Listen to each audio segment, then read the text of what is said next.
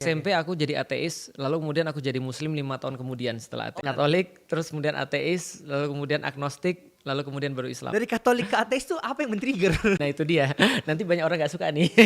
Tapi Ini kan pengalaman pribadi. pengalaman guys. pribadi, Jadi betul. Jangan disamakan dong. Ya kan belum tentu yang lain sama ya. Betul. Tapi kalau saya secara pribadi jawabannya sama kayak 75% orang Amerika. Dan mereka bilang bahwa agama gak cocok untuk hidup kita. Mereka bilang bahwa sains itu tidak cocok dengan agama dan agama gak akan membuat Anda jadi seorang yang logik. Jadi kalau Anda mau agama tinggalkan akal kata mereka. Kalau Anda mau kalau Anda mau agama tinggalkan akal, betul. Kalau Anda mau akal tinggalkan agama. Oke. Jadi harus milih salah satu. Kalau mau agama nggak usah pakai akal, kalau mau pakai akal nggak usah pakai agama.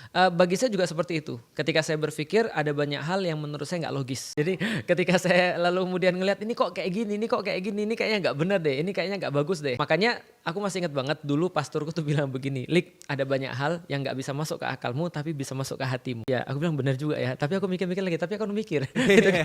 Bullying terhadap agama tuh semuanya seolah-olah kalau lu beragama lu nggak mikir, lu beragama lu nggak tahu tentang hidup, lu dari 500 tahun yang lalu apa itu kan dia bilang dan seterusnya. Dari situ saya bilang, hah, ternyata Tuhan kita tuh AI. Bahwa Tuhan tuh AI. Itu Interstellar. Begitu saya nonton, saya terbelalak. Kenapa? Saya bilang ini kalau orang ateis nonton ini langsung confirm ateis.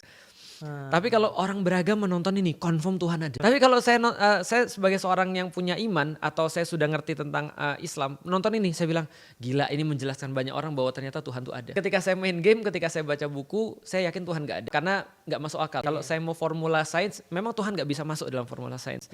Saya harus bahas tentang sebab akibat, kenapa dunia ini ada, dan Tuhan gak masuk dalam perhitungan itu. Nah, maka kemudian ketika saya jadi seorang ateis gara-gara main game, mikir dan seterusnya, dan merasa bahwa agama gak ada korelasi di situ, maka saya kemudian beberapa tahun, sekitar 2 tahun kemudian jadi seorang agnostik.